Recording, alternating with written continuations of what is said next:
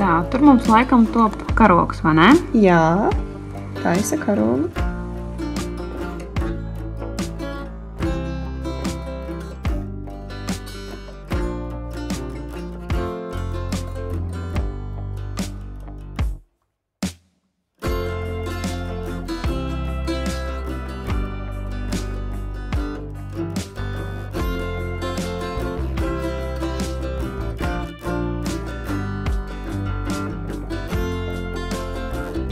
Kur mums ir Emīlijas Milda.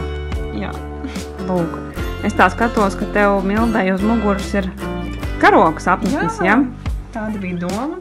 Es gribēju tieši izcelt šo karogu, un tādēļ arī pati Milda ir visa pelēka, un pelēkais parasti izceļ pārējās krāsas. Un pelēks arī kaut kā saistās ar tādu akmens krāsu, jo būtībā tā jau ir skulptūra, vai ne? Jā, tieši tā. Jā. Tā kā, jā, parādi lūdzu mums vēlreiz to Mildas apmetni. Jā. Jā, Šādi jauki. Nu, paldies. Jā, paldies jums. Diana, es redzu, ka tu esi pabeigusi savu skulptūriņu. Vai tu vari pastāstīt par ideju, kāpēc tu izvēlējies viņu attēlot šādi? Man tas ir tādi krāsas tāds, ka man asociēs ar dabu. Ar Latvijas dabu, jā, droši vien.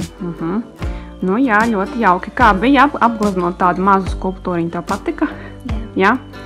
Nu, ļoti jauki. Paldies tev liels!